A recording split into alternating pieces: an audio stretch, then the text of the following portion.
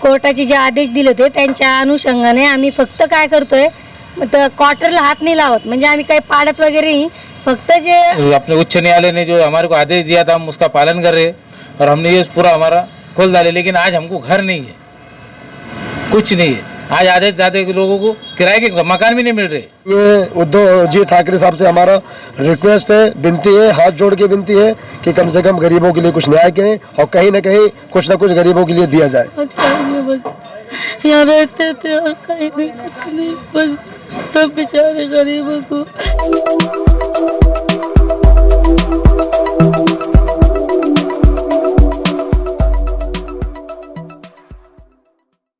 Aurangabad news में आपका स्वागत है। और ये हम लेबर कॉलोनी आए हुए हैं और लेबर कॉलोनी में जो प्रशासन की तरफ से आदेश आया है कि ये यहाँ पर जो तोड़े जाएगा यहाँ पर, तो यहाँ पर जो जनता रहते हैं। मैडम आपका नाम बोलिए। मेरा नाम नीता गंगावने है। आप कितने सालों से यहाँ रहते हैं? 25 सालों मेरी तो 50 साल से मैं यहाँ पे ही रहती हूँ। पहले हर्षनगर में रहती थी, अभी 30 साल इधर हो गए। तो आपके पिताजी या माताजी कोई सर्विस में थे? पिताजी थे मेरे एग्रीकल्चर में। अच्छा, उनको मिला था, मतलब ये है।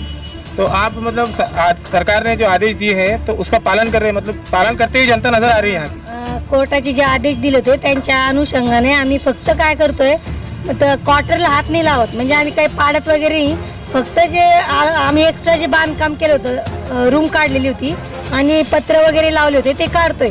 आणि जी जुनी रूम आहे क्वार्टर्स, तर त्याच्यात आमचा पसरा आज आहे, मुलं लेकरबाळ आम्ही इथंच खातो पितो, कारण की आम्हाला दुसरा घर वगैरे काही नसल्यामुळं इथून जाता पण येत नाही।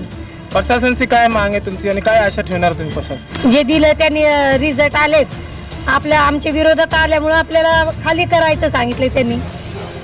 पूर्ण नाम सांगू द्या। नीता गंगावने। आपका नाम बोलिए और आप यहाँ कितने सालों से रहते थे और आपके यहाँ कौन सर्विस पे था? मेरा नाम शेख समदानी शेख मुनीरुद्दीन है। मेरे वालिद साहब डिविजनल कमिश्नर ऑफिस में ड्राइवर थे। मैं यही घर में पैदा हुआ हूँ। आज मेरे को 48 ईयर्स हो गए मेरी एज। मेरे बड़े भाई वो हमको टोटल 67 में ये अलॉटमेंट हुआ था हमारे वालिद साहब को, और हमने जो है ये सब खोल डाले। आज अपने उच्च न्यायालय ने जो हमारे को आदेश दिया था हम उसका पालन कर रहे हैं और हमने ये पूरा हमारा खोल डाले। लेकिन आज हमको घर नहीं है, कुछ नहीं है। आज आधे से ज़्यादा लोगों को किराए के मकान भी नहीं मिल रहे, सब परेशान है। अब हम सामान लेके क्या रोड पे बैठना कि आप क्या करना, वो कुछ समझ में नहीं आ रहा। लेकिन उच्च न्यायालय का हमने पालन करे, हम हमारा खोल के चल जा रहे। लेकिन प्रशासन ने हमारी तरफ कुछ ना कुछ देखना कि सब गरीब लोग हैं यहाँ पे, सब हाथ मजदूरी काम करने वाले। कोई ऐसा किसी को गवर्नमेंट सर्विस तो है नहीं, जो बाप था वो चले गया, उसके बाद में कोई बच्चे, कोई रिक्शा चला रहा, कोई पंचर का काम कर रहा, कोई साइकिल की दुकान पे, कोई हाथ गाड़ी चला रहा। ऐसी परिस्थिति हमारी आज है।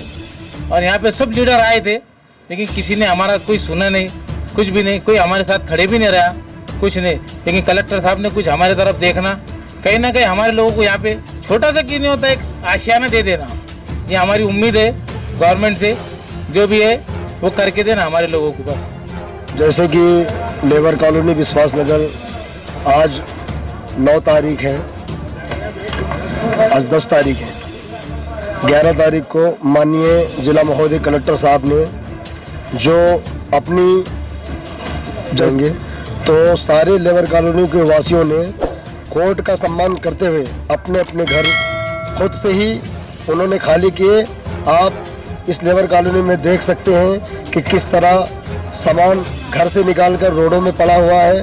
किसी के पास रहने के लिए कोई पर्याय जगह नहीं है, कोई घर नहीं है।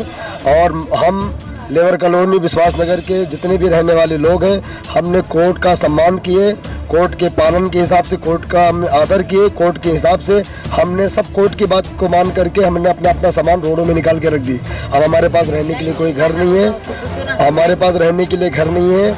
हम सरकार से रिक्वेस्ट करते हैं कि कहीं ना कहीं हम गरीबों के लिए, लेबर कॉलोनी विश्वास नगर रहवासियों के लिए, गरीबों के लिए कुछ तो कुछ सोचना चाहिए था, क्योंकि अब कहाँ जाएंगे, रहने के लिए तो कुछ नहीं है।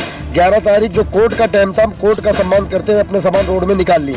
अब हमारे पास रहने के लिए कुछ भी नहीं है। माननीय उच्च न्यायालय से भी हमारी दरख्वास्त है और माननीय सरकार उद्धव जी ठाकरे साहब से भी हमारी बहुत बहुत हाथ जोड़ के अपील है कि कुछ गरीबों के लिए कम से कम कुछ कीजिए। और आपके पास बहुत सारी स्कीमें हैं, केंद्र सरकार की स्कीम है और राज्य सरकार की बहुत सारी स्कीम है। गरीबों को अगर आप बसाएंगे तो आपको कुछ बिगड़ेगा नहीं, क्योंकि केंद्र सरकार एक तरफ कहती है सबका साथ, सबका विकास, सबका विश्वास। हम हर नागरिकों को 2018 से लेकर 2024 तक घर देंगे, और हम 2022 में उजड़ते हुए महाराष्ट्र सरकार उजाड़ती हुई दिखाई दे रही है। आप देखिए, चारों तरफ कैमरे फैलाइए, सब दहशत का निर्माण है। ये है कि पुलिस सुरक्षा बल बहुत खतरनाक फैले हुए, सबको मारेंगे, गुना दाखिल करेंगे, अगर सामान नहीं निकालेंगे तो सामान जब्त करेंगे। इसलिए सब लोग रोड में अपना अपना सामान लेके जा रहे हैं।